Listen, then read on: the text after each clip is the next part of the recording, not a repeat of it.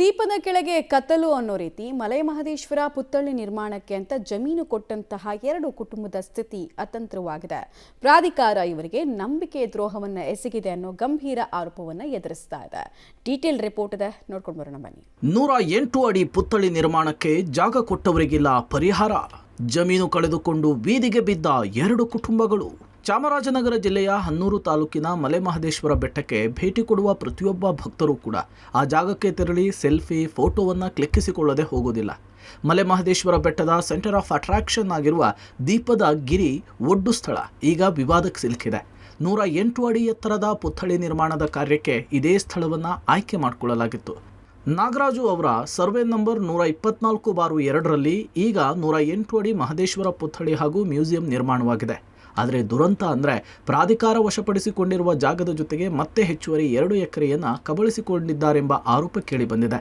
ಮಲೆ ಮಹದೇಶ್ವರ ಅಭಿವೃದ್ಧಿ ಪ್ರಾಧಿಕಾರ ಜಮೀನನ್ನು ಕಳೆದುಕೊಂಡವರಿಗೆ ಇತ್ತ ಪರಿಹಾರವನ್ನು ಸಹ ನೀಡದೆ ಅತ್ತ ಪರ್ಯಾಯ ವ್ಯವಸ್ಥೆಯನ್ನು ಕೂಡ ಮಾಡದೆ ಅಸಡ್ಡೆ ತೋರಿದ್ದು ಜಮೀನು ಕಳೆದುಕೊಂಡವರು ಈಗ ಬೀದಿಗೆ ಬೀಳುವಂತಾಗಿದೆ.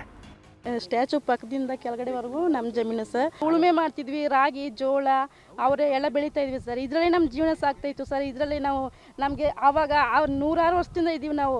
ಕರೆಂಟು, ನೀರು, ರೋಡ್ ಯಾವ ವ್ಯವಸ್ಥೆನೂ ಇಲ್ಲ ಸರ್. ಸ್ಟ್ಯಾಚುಗೆ ಅಂತ ಜಾಗ ತಗೊಂಡು ಅಲ್ಲಿ ಪ್ರತಿಮೆ ಮಾಡಿದ್ರು. ಅದು ಸಾಮಾನುಗಳು ಎಲ್ಲ ಹಾಕೊಳ್ಳೋದಕ್ಕೆ ಜಾಗ ಕೊಡಿ ಅಂತಂದ್ಬಿಟ್ಟು ಇಲ್ಲಿ ಓನರ್ ತಗೊಂಡಿದ್ರು ಸರ್. ಸ್ವಲ್ಪ ದಿನ ಆಗಿ ಸ್ಟ್ಯಾಚು ಆದಮೇಲೆ ಇವು ಪ್ರಾಧಿಕಾರ ಬಂದ್ಬಿಟ್ಟು ಇದೆಲ್ಲ ನಮಗೆ ಸೇರಬೇಕು ಅಂತ ಅಕ್ವರಿ ಮಾಡ್ಕೊಂಡ್ರು ಸರ್. ಅದಕ್ಕೆ ಈ ಥರ ನಾವು ಕೇಳಿದ್ದಕ್ಕೆ DC ಅವರು, MLA ಅವರು, ತಹಸೀಲ್ದಾರ್ ಎಲ್ರಿಗೂ ಮನವಿ ಸುಮಾರು ಸರಿ ಕೊಟ್ಟಿದ್ದೀವಿ. ಸೆಕ್ರೆಟರಿ ಅವ್ರಿಗೆ ಎಲ್ರಿಗೂ ನಾವು ಮಾಡ್ಕೊಡ್ತೀವಿ, ನೀವು ಸುಮ್ಮನಿರಿ ನೀವು ಅಂತಾರೆ. ಅದು ಭರವಸೆ ಕೊಡ್ತಾರೆ, ಆದರೆ ಭರವಸೆಯಾಗಿ ಉಳಿದಿದೆ ಸರ್. ವ್ಯವಸ್ಥೆ ಇದುವರೆಗೂ ಆಗಿಲ್ಲ ಸರ್. ಇನ್ನು ಮೊದಲು ಪುತ್ಥಳಿ ನಿರ್ಮಾಣಕ್ಕೆ ಅಗತ್ಯವಾದ ಸಾಮಾನುಗಳನ್ನು ಹಾಕಲಿಕ್ಕೆ ಜಮೀನನ್ನು ಪಡೆದವರು ಬಳಿಕ ಹೆಚ್ಚುವರಿ 2 ಎಕರೆ ಜಮೀನನ್ನು ಕಬ್ಜಾ ಮಾಡಿಕೊಂಡಿದ್ದಾರೆ.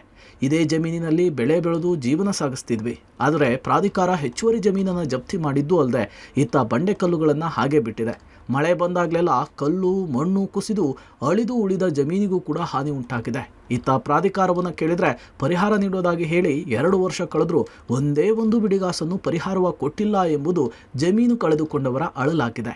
ಸದ್ಯ ವಿವಾದದ ಚೆಂಡು ಜಿಲ್ಲಾಡಳಿತದ ಅಂಗಳಕ್ಕೆ ಬಂದಿದ್ದು ಸೂಕ್ತ ಪರಿಹಾರದ ಭರವಸೆಯನ್ನ ಜಿಲ್ಲಾಧಿಕಾರಿಗಳು ಹಾಗೂ ಸ್ಥಳೀಯ ಶಾಸಕ ಮಂಜುನಾಥ್ ಅವರು ಕೊಟ್ಟಿದ್ದಾರೆ. ಜಮೀನು ಕಳೆದುಕೊಂಡವರು ಕಾದು ನೋಡುವ ತಂತ್ರಕ್ಕೆ ಮುಂದಾಗಿದ್ದಾರೆ. Vijay Kumar, public TV, Chamarajanagar.